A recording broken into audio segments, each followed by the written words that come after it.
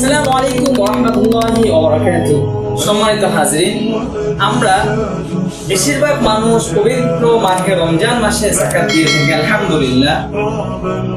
কিন্তু আমরা বেশিরভাগ মানুষ যেই যাকাত দেওয়ার ক্ষেত্রে যে ভুলটি করে থাকি তা হচ্ছে, যেমন আপনার কাছে গত রমজান মাসে 3 লক্ষ টাকা জমা হয়েছে।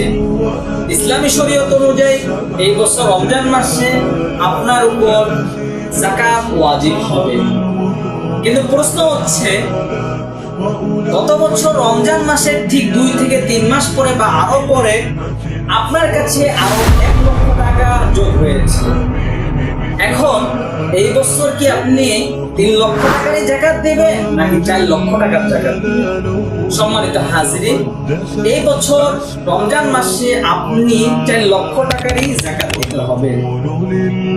কেননা হানাফি মাযহাবে নির্ভরযোগ্য ফতোয়ার কিতাব ফতোয়া শামিতে বলা হয়েছে, ওয়াল মালুল মুস্তাফাদু ফি আথনাইল হাওলি মিন জিনসিন নিসাবি ইউযাম্মু ইলাইহি ওয়া ইউযাক্কা বিহাওলিহি।